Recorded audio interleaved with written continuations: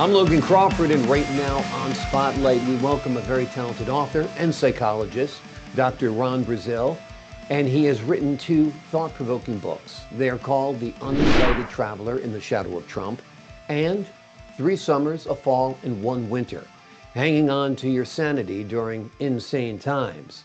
The books delve into the personal and political complexities of our times. Through his works, the doctor explores themes of identity, resilience, and the impact of societal changes on mental health. We're delighted to have this very talented author join us here today on Spotlight, and we ask viewers like you to support authors like him by subscribing to our channel and by purchasing his amazing books. The links are below this interview. Ron, great to see you here today on Spotlight. Well, thank you for having me, Logan. It's my pleasure. The books are compelling. The books are timely. The books are provocative. Let's first focus on The Uninvited Traveler in the Shadow of Trump. Are you talking about Donald Trump? I'm sure our viewers are asking. And what kind Oh, of yes, shadow I does think it so. cast? What's that? I think so, yes. Yeah. Give us a little bit of an overview of The Uninvited Traveler.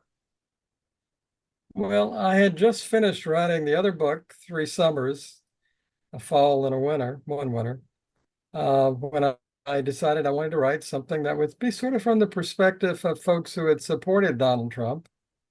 And so I created two characters, a man and a woman, Jay and Lou, who were people who had supported Trump. And I wanted to see how they would deal with immigrants when they were, so to speak, in their face. They were a live human being or being that they would have to confront and deal with. So that's how it was created and why I created it. Basically, take the rhetoric, personalize it, show the impact on the individual, and perhaps people will think differently about the gun owner or the immigrant or building the wall or whatever it might be that's part of the former president's rhetoric, right? Yeah, this was about an asylum seeker, like I said, who is seeking asylum for himself and his clan, I guess you would call it. Mhm. And they are not from South America or some other place in the southern part of this world, but they are from another world. And that's I use science fiction as sort of the frame to do this then. Yeah. And I thought that would be helpful.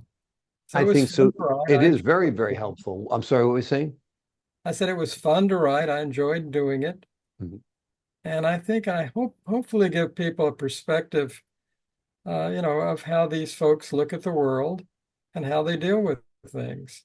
And their perspective changes over the course of the book as they get to know Thomas, the alien who is seeking asylum. So that's the book. Exactly, exactly. I think it's unique that you made it an alien as opposed to somebody from a country that we've predisposed to either like or dislike, and just make it a foreign entity in general. And I think it's valuable when it comes to the reactions that people have to this alien. Tell us a little bit about your background as a psychologist and how it informed your writing. Well, I grew up in the the South of the 60s and as a child with a disability. Was born without a left hand. Hmm. And that has definitely influenced me and my writing and my practice over the years. Um, and I enjoy writing, but I do not see that as the main thing that I do. I see myself as a psychologist here. We'll talk some maybe about identity, and that's my identity still. Yeah. But I like to write about things that I know, and that's what I did with the uninvited traveler.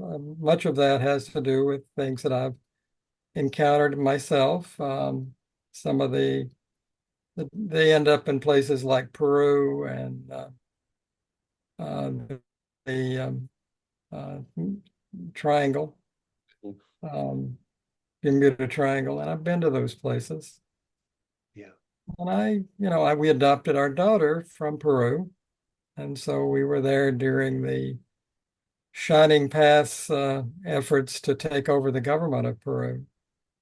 So it Yeah. was a sort of an exciting time, to say the least. Absolutely, Yeah. absolutely. Let's focus a little bit for a second now on Three Summers, a Fall, and One Winter. Let's start out with an overview of this book for the folks at home. Yeah, this is a book that I dedicated to a friend of mine who has died of cancer. He was in the process of trying to survive when I wrote the book, and this was during the pandemic. I did it. Uh, Part of the book sort of chronicles me traveling to the southeast to visit with him during the pandemic. Um, and so the book is focused to some degree on him and his struggle with cancer. Um, and it's focused around being able to deal with all the change that's going on in this world. Yeah. Um, It's kind of the and secret of life. it got Mhm. into politics Yeah. because during the time of the pandemic and the time that I saw my friend David, we had the whole business with the insurrection and the efforts by Trump and his buddies to invalidate the election.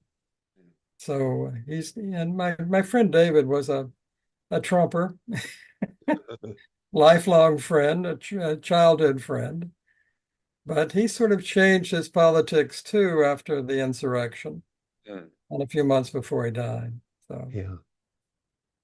The book deals, of course, with resilience, and you approach resilience as a skill, or more than just a skill, but rather a way of life, right? oh yeah, I think you have to apply these skills in your life, and it's not something that we inherit from our parents, or it's not genetic. It's a learned set of skills. That's what resilience is. People often think it's something either you have or you don't. No, that's not true. I've done a lot of trainings over the years around resilience and teaching people how to become resilient and deal with the things in their life that they have to confront. And God knows we need resilience right now in this society, big time.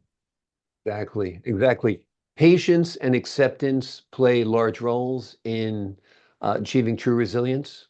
Oh yes, we have been taught that everything should be taken care of very quickly. It all should be done in a 30-minute sitcom and we'll resolve the issue at the end. Yeah, No, that's not the way life works usually. And that's yeah. not what causes stress in people's lives. What causes stress usually is that things don't get resolved very quickly. And, a lot of what we're dealing with, I mean, this whole political thing is I don't think it's, that the boogeymen in our lives are really the Republicans or the Democrats. That's not what is really causing the anger, I think, for people. I think it's these unresolved hurts and disappointments that people carry around with them that they've never resolved, and the anger that surrounds those quite often. And that's what people have to learn to deal with. Seems like the media and social media these days really prey upon people's anxieties, fears, and concerns, don't you think? It just seems like it's all out there for clickbait. It's all out there to get the greatest number of views, basically dividing and conquering the viewers or the electorate or the people of our communities. Oh, I think that's very true. I happened to do a little bit of training with the media folks who had covered 9/11. And we talked about the negative impact of some of the coverage that they did of 9/11, repeatedly playing the planes crashing into the tower and people jumping out. That was not helpful to our society at all. And Yeah. I talked with these guys and they said, well, the problem we've got is this, if it bleeds, it leads. Yeah, So, exactly. that's And what if you're we trying to do. drum up support for a war, you need to play those images time and time again. And that's what seems like a lot of our society is invested in right now, war. And it's very, very troubling because it's not only a waste of money, Of course, it's a waste of life and ruined Yeah. lives as well. You know, people in the Middle East, the people in Ukraine, the people in Russia are living through horrible times right now. And a lot of it, I think, in the minds of many people, it's economics driven. Yes, I think Yeah, it is. yeah. And In your book, you use seasons as a metaphor. Tell us why you elaborate on these seasons as a theme, as a structural framework. well, the three summers are the summers of 68, 69, and 2020. Mm. They're very similar. They were periods of intense change in our society. All three had an unpopular president in office. Um, all three involved, some demonstrations in the street, at least, maybe riots in some cases in 68, 69. So there were times of change. So that's why I use the three summers.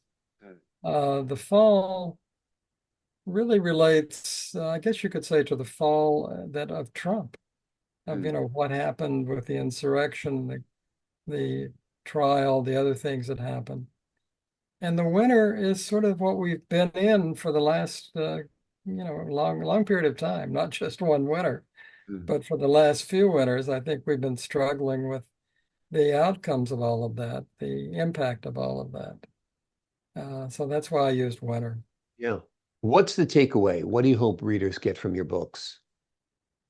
I hope they understand that they're not going to escape dealing with the challenges that our society presents by Mm. changing geography. That's sort of what the characters in the Trumpers attempted to do when they left New England to go to Florida, Mm. was they were going to change geography and change way their world was, the way their lives were. That's not the way it works, I think, for people. Like I said, I think you've got to deal with the hurts and disappointments that you carry around with you and with the anger that surrounds those. And that doesn't go away because you change geography or you even change presidents. That's not going to make it all different. So Got to this is what change what's up people here. You got to change your yeah. mindset. What you Yes. believe, what you think, what you feel changes Yeah. the way you view the world, right? Yeah. And are we going to really act on our values? I mean, that's a Mm. real question I think people have to look at. That's what I hope my writing does, is has people really question that. You say you believe this. Do you really? Will you act on it? Or will you be controlled by fear? This society has been controlled a great deal by fear over the last few years. And that's unfortunate because people make bad decisions when they're doing it out of fear. They don't Absolutely. think clearly. Better to be respected than to be feared, in my opinion. It seems like a lot of those in politics rather be feared, that's for sure.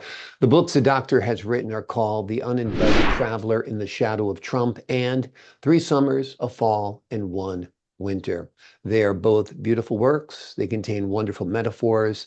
They are enlightening. They are provocative. They will help you change the way you see the world and perhaps become more resilient, more accepting, more loving, and more satisfied in your own skin, in your own life. Doctor, thank you so much for joining us here today on Spotlight. Thank you, Logan. I appreciate being here. We appreciate your time, sir. And to the folks at home, I'm Logan Crawford, thanking you for your time, this time until next time on Spotlight.